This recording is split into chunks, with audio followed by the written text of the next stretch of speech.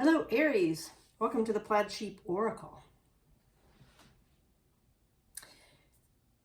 Well, your reading starts out with this enigmatic card.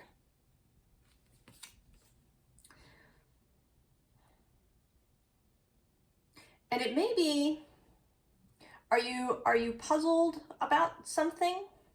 Is there something that you want to do or to have or to achieve?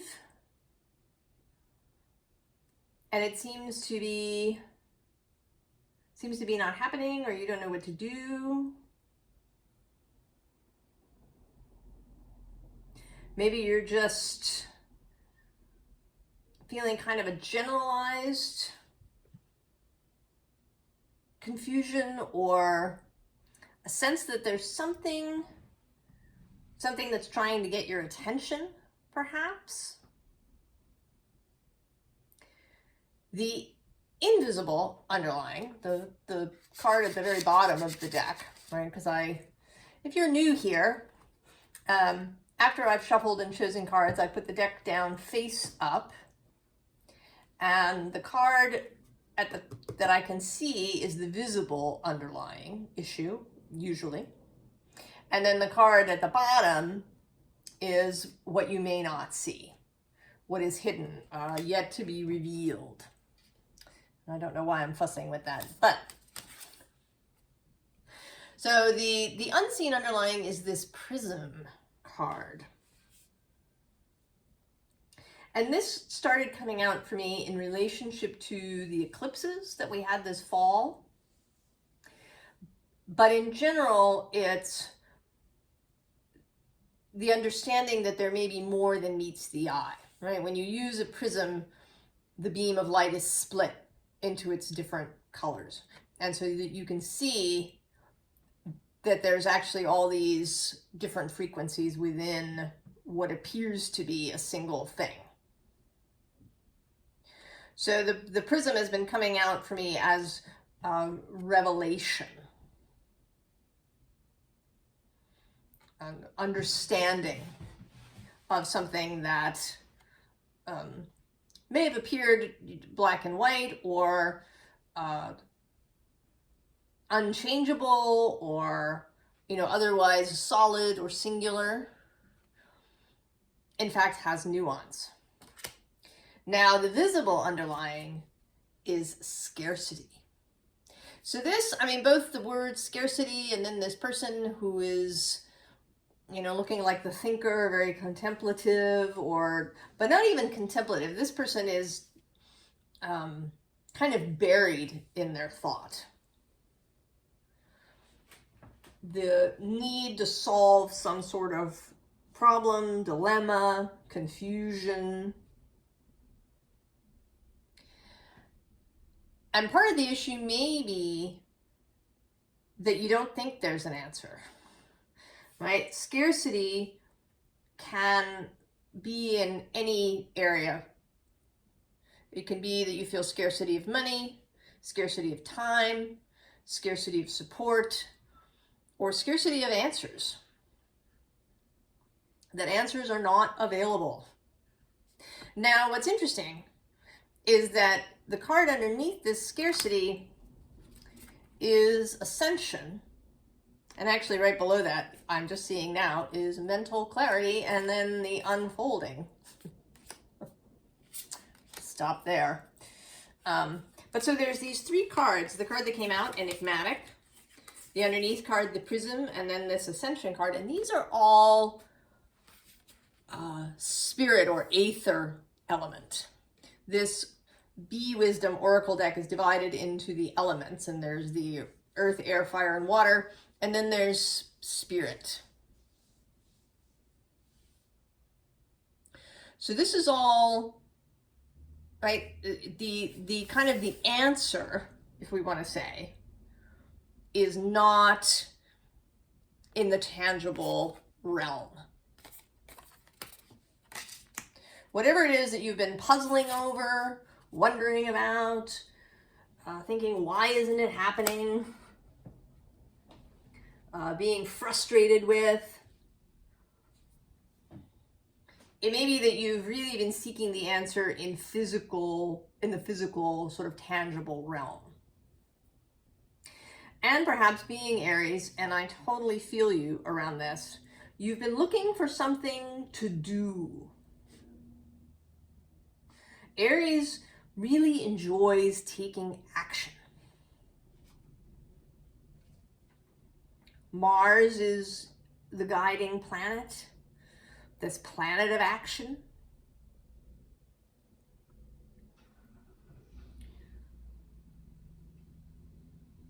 And Mars, currently, as I record this, is moving through Cancer. He's approaching the final degrees of Cancer. He's at about not quite 27 degrees. A few days into November, he's going to tip over into Leo. So he's moving through a space where action can be different,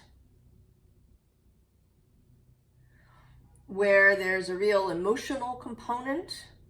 Also through, water for me is also, kind of part of the consciousness realm, the imaginal realm. I see water as, actual water as a being, and a being that is kind of trans-dimensional and that water everywhere is interconnected.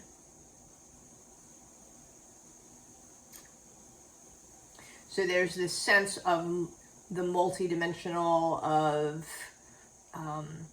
interconnectedness,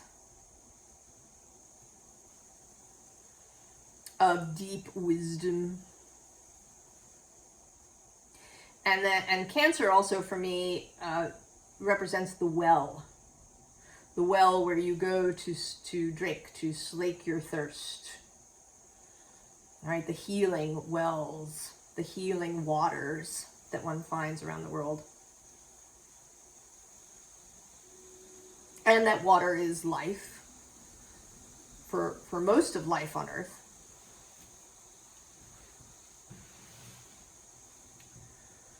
So there is, right, Mars has been moving through this space. And that may be contributing to some of this feeling of what can I do? And it seems like now, either, possibly through this reading or through some other means, you are having this revelation. Something, right, you're seeing through the prism. Seeing that this scarcity may not be what you thought it was. Actually, in this card, right, this person has their eyes closed, and then this bee is trying to point out this key. Look, it's here. It's right here. But right, it's not getting through. There needs to be, right, this revelation needs to happen, this breaking open. And right below Justice is the Queen of Emotions, who is also in this deck particularly very revelatory, right? Like she rises up through the surf as you're walking there, and suddenly she's there. And then below her, actually, we have the Moon, and as if that wasn't enough, the Hanged Man. And right, the seeing of something that was not seen before. And it's going to feel, like those visual puzzle things where, right, suddenly you've been staring at it and it's the back of a young woman, and then suddenly you see that there's also this profile of an old woman. That, those puzzles where you find hidden objects, in it, like you see it, and then you can't unsee it. It's there.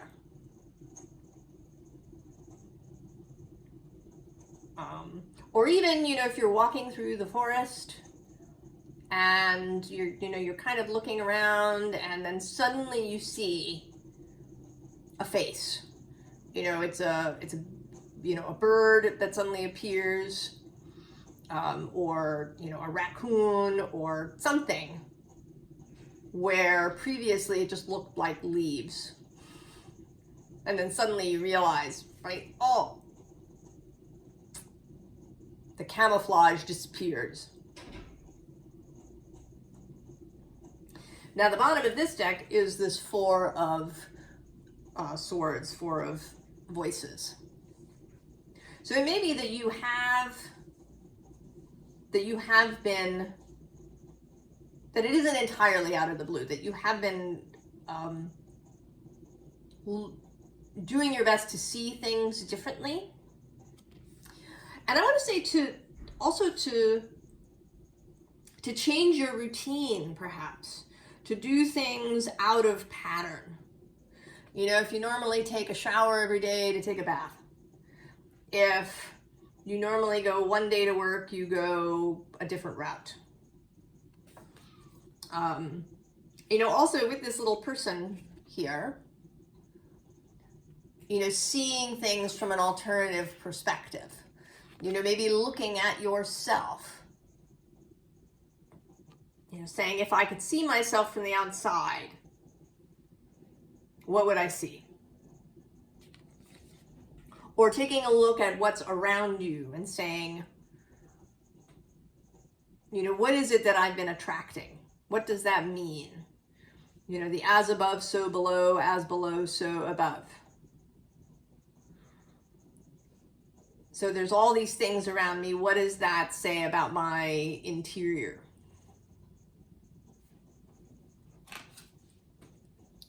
And this is the beginning of the change, the beginning of the journey.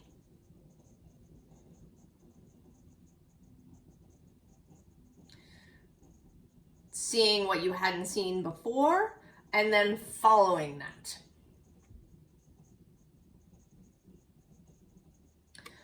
I don't think that whatever the seeing is, that it's, you know, suddenly all the answers you ever wanted about everything. It's really more, the revelation is really more about there being more.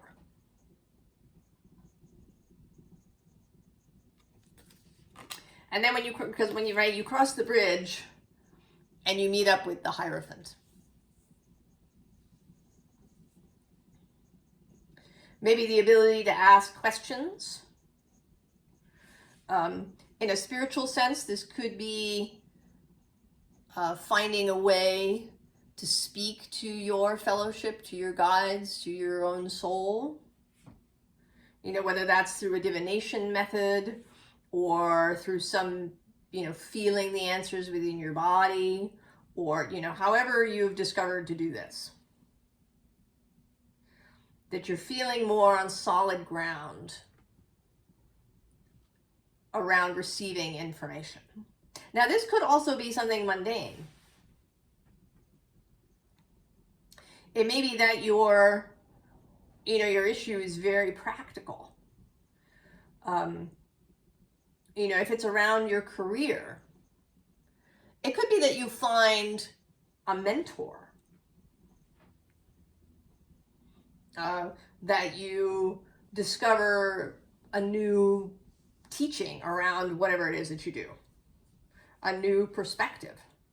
My father was an architect, so I often use architecture as my metaphor.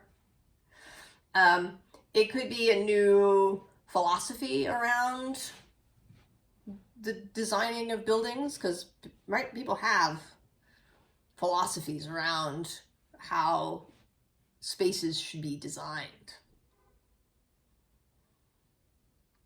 And maybe you've been doing it one way and it, it's not working for you. It's not, you have a client and you just, right, you can't seem to find a way to give them what they want.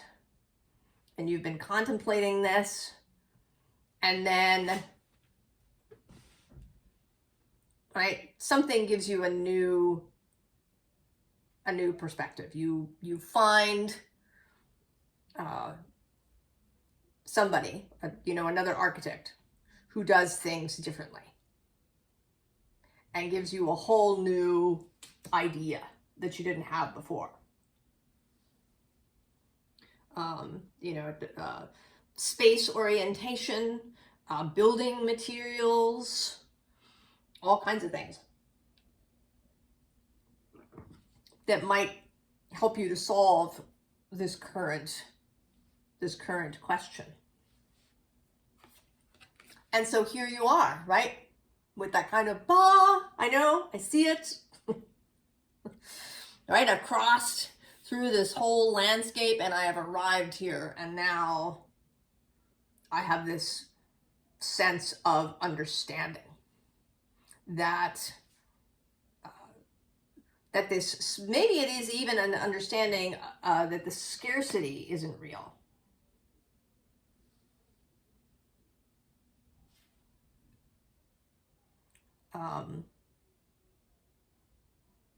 That there is more information available, that there is more inspiration available than you thought.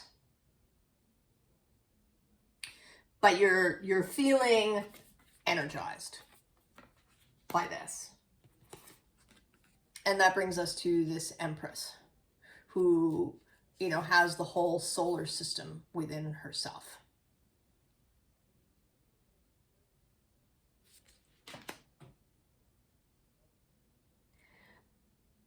And I think that, right, that solar system, that whole vastness has been, somehow hidden from you up until this point. And it may be, that you've been on this spiritual quest for a while. You have an intellectual understanding that there is all of this other thing that is not visible to the naked eye. You've been learning about things like law of attraction, and we create our own reality, and as within, so without, and all of these things.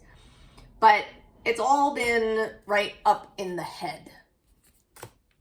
And Aries can be a heady place. We can sometimes get stuck up in the head. In the intellectual, and then also in that, right, that need to take some sort of concrete physical world action.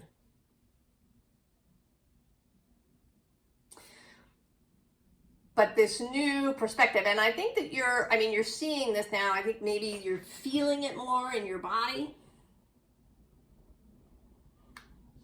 Maybe you've had some sort of experience.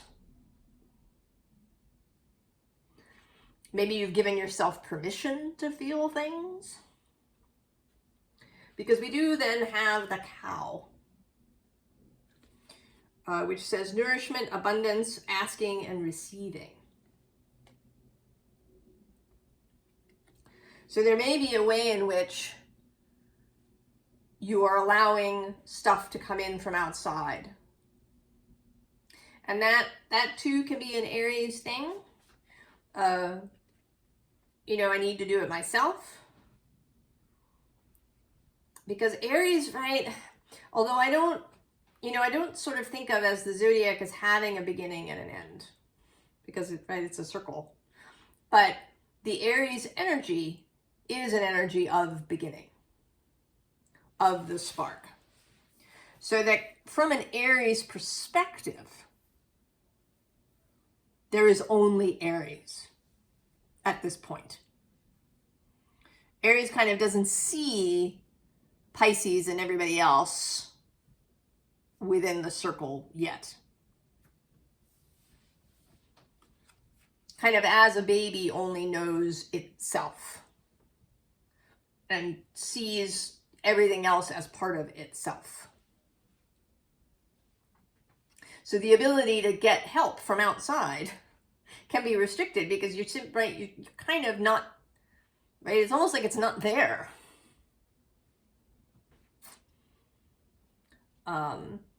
Until you sort of mature in your life. The bottom of this deck is focus. And normally,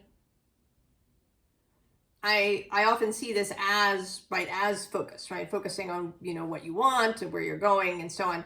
But today I'm seeing more as open focus. Seeing the spaces between the trees. Right? Opening the focus out from just the self.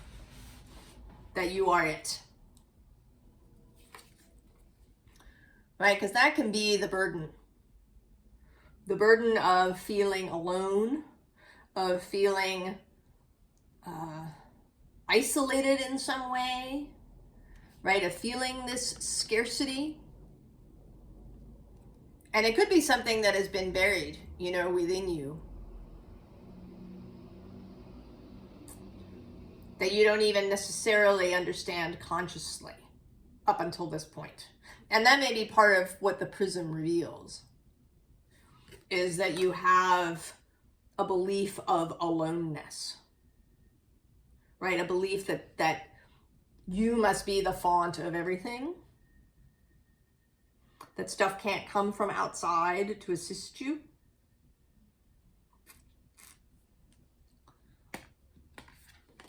And so, right, but now we have movement away from the burden.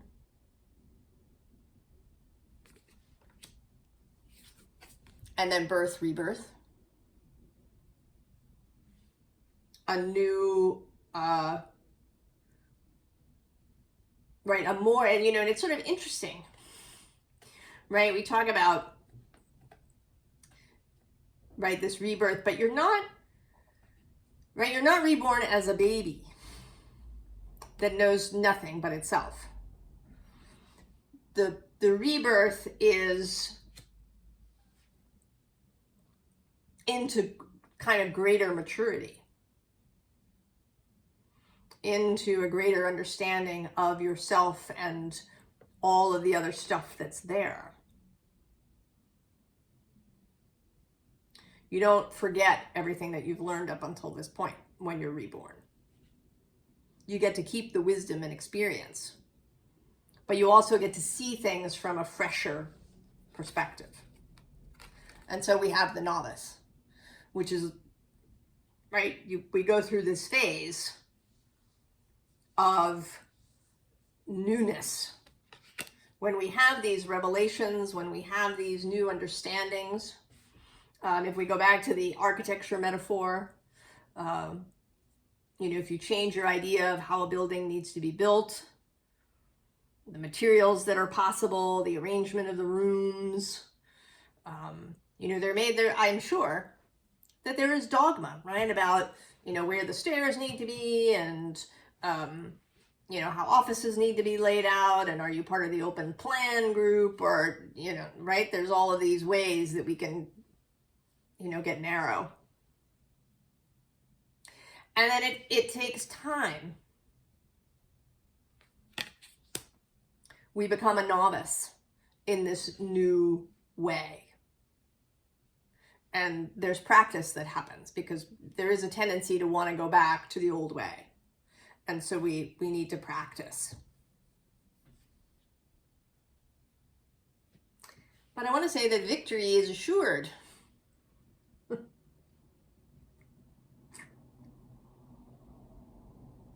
Here with the Six of Wands. And below her is this Yamana balance. This is the Temperance card in this deck. Temperance has been showing up everywhere for me. In various places. Below that we have the World.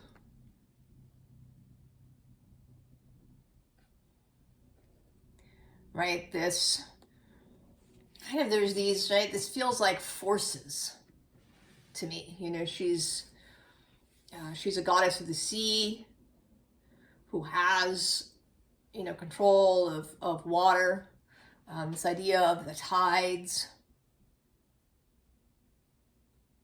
And you know, the tides actually affect the whole Earth. The moon affects the whole Earth. Earth actually moves.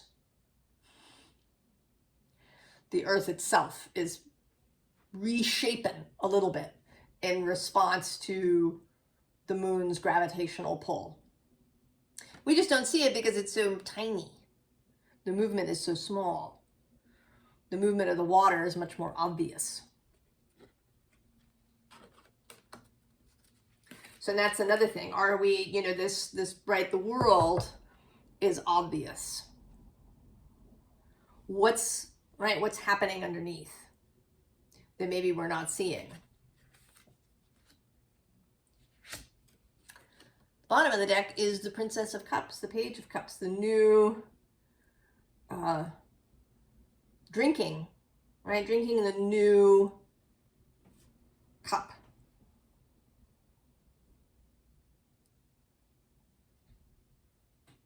Right, more novice energy. And then we move from her to the next in the line, which is the Prince. Gaining experience.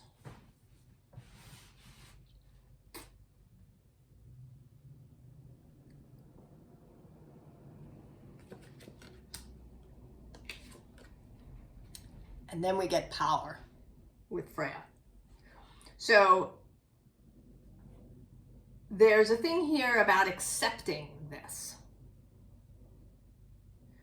The cup suits, I think, are coming out here, right? We've got the Prince and Princess of Cups rather than the Prince and Princess of Wands. Because I think of the receptive nature of the cup suit. That we want to accept power. Because this power, I think, I mean, this is the Aries, this is the Emperor in this deck. Though it is, right, Freya and her cat.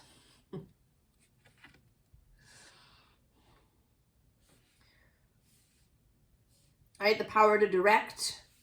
But to do it, right, that there are multiple ways to direct things. And that there are multiple ways to have and use power. And that is part of this learning.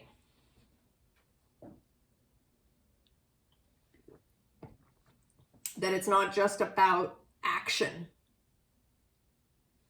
in the world. That there's a real energetic component here. And then the next thing we have is the Eight of Wands.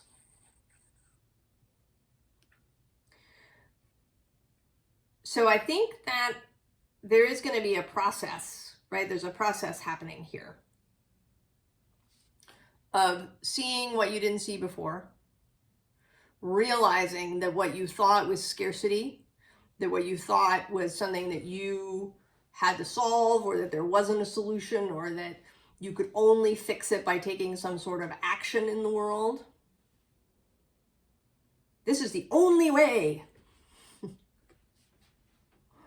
That's sort of been coming up. It came up in Gemini's reading yesterday too. This idea that maybe, right, that people can believe that there is, right, this is the only way to do it. When in fact, there may be all kinds of different ways to do it.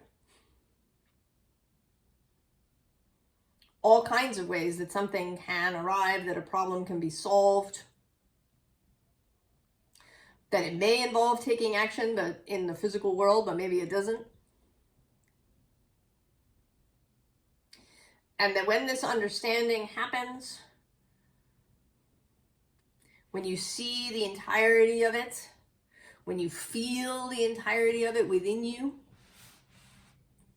and you start to really practice this in your life, then things may start to happen fast. You know, if you're searching for a solution to some creative problem, the inspiration is going to really arrive. and it will, right, stuff will happen fast. You may receive, you know, resources that you needed for something that you know, simply weren't coming in because you were resisting.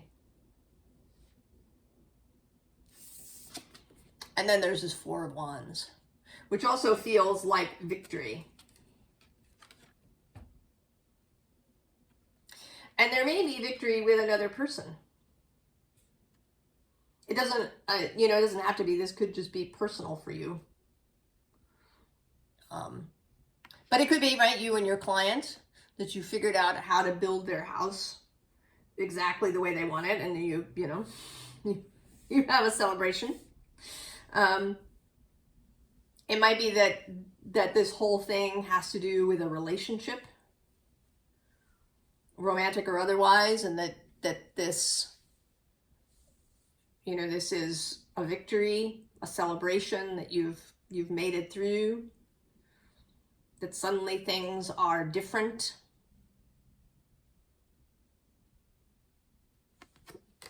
There's all sorts of possibilities.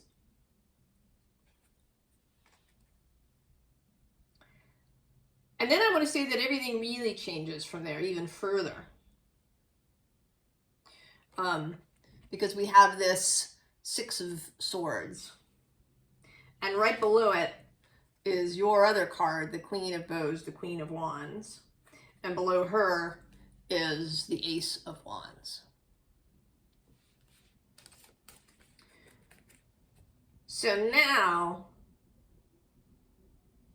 it's like you're leaving and not coming back. You're not going back to this scarcity. You know, and it may be that you have done kind of this before, that you've had similar experiences, that there's been a kind of stepping stone thing where you've made changes incrementally to your life. And because you're in your life, you may not notice.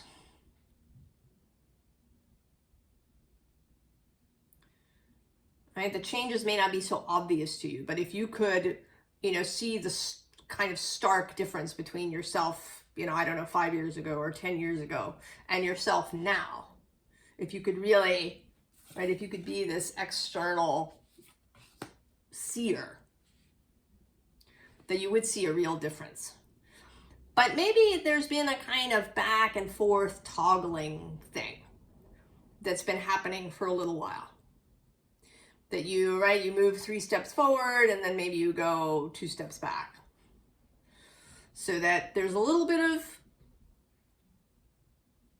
of you know, progress, but then there's some, you know, going back, so you don't really, right, you haven't really felt it. This seems like really just going. What's coming to mind is the end of the Lord of the Rings, when all the elves are getting in the boat to go to the Grey Havens. They go and they don't come back.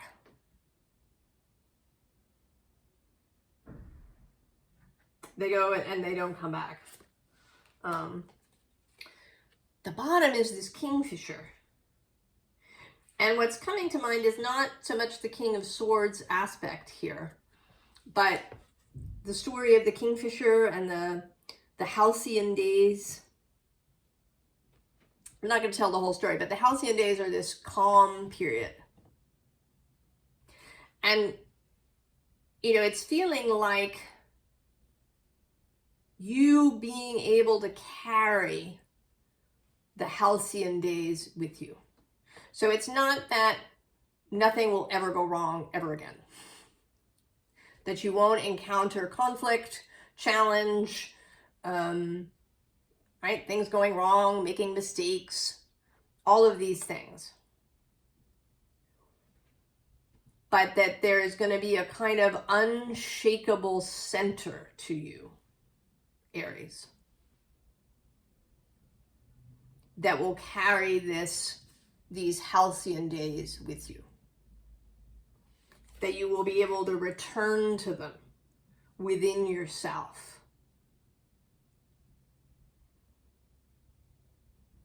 You know, even if you go through something very challenging, something very difficult, something painful, this central core of yourself, right? This knowledge, this understanding of this, all of this within you,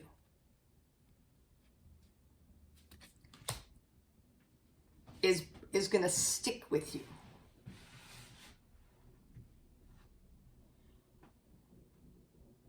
And maybe that's kind of, right, what all of this is about, is this understanding of this unshakable core of you.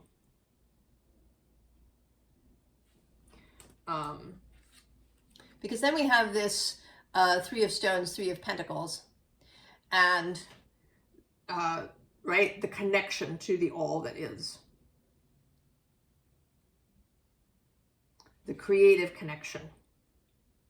And the next card here is this Ten of Bows, and I don't see this as you. Actually, I see this kind of, this person as the universe, right? That you have a need of some kind, for an idea, for resources, for something. You've got a need. And now you know, right? You know that you can call for help. And this might be, I mean, it might be from the universe. It could also be other people, right? That you can ask people for help. And that help will show up, right? That these, you know, what I'm seeing here, because the final card here is this Four of Bows, where they're dancing around this bonfire, right? This, right? It's even more celebratory than this Four of Wands, and includes even more people. But I'm sort of seeing, right, you need you need the fuel for this bonfire. And so you call for it and it arrives.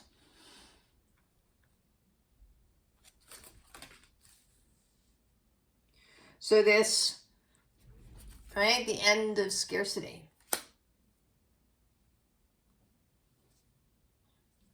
So, advice. I mean, we've had some, right? The acceptance of this. The willingness to be the novice. To presume that you don't know everything. People will tell you sometimes that Aries has that, right? That they think they know everything. And I've certainly known the enjoyment and pleasure of being right. But this is partly, right, releasing that. Right? Because being right about scarcity, who wants to be right about scarcity? I don't want to be right about the answer being no. I'd rather be wrong and have the answer be yes. So, right, swiftness, and this Eight of Wands, right? This honey arriving. And right below it is the Ace of Cups. Right? The root of the powers of water. Right? We have another novice energy under this with the Princess of Discs. And actually right below that, the moon repeating for us.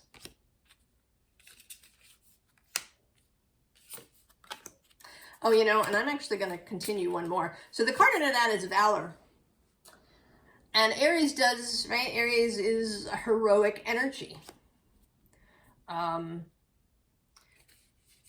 But I want to say that you want to pick your battle. Do you want to battle for scarcity? Or do you want to battle for affluence? Do you want to be brave? Bravely suffer, right? Take suffering with courage. Or do you want to be brave by accepting help? Do you want to bravely accept compliments, even if it initially feels very difficult and challenging? All right, what is that battle that you want to have? And then the unseen underlying is the Knight of Cups reappearing. Right? Take the cup. take the cup. Right? Change, be the change, do the change. Change yourself, accept change. The Chariot, go. Go and reach this Six of Swords, repeating with earned success.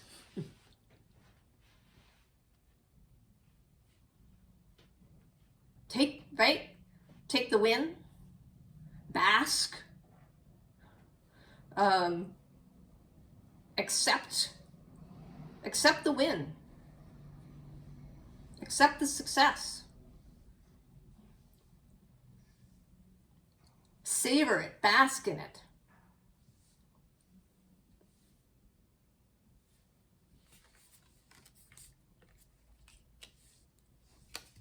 Right? Lean into the lessons, perhaps, of Mars in Cancer. He's going to be there for a while. He moves into Leo the first week in November. On December 6th, he turns retrograde, goes all the way back to 17 Cancer. And then I think he turns direct again in February, end of February. And goes all the way back. And then re-enters Leo and moves on. So you may want to think about, all right, where is that happening in your chart, if you know?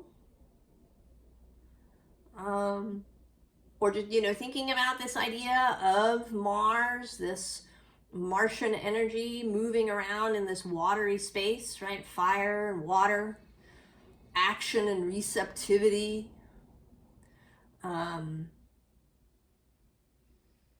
Light and dark, mystery and revelation.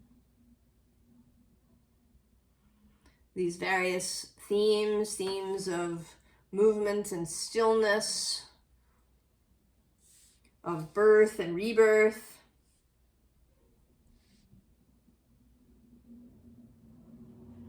There is a little bit of a call to be a mystic, Aries. And that may not be, right, it might be an energy that we would, right, the knee-jerk is to assign Virgo or Scorpio to be the mystic. But I think that Aries can absolutely be the mystic in its own way.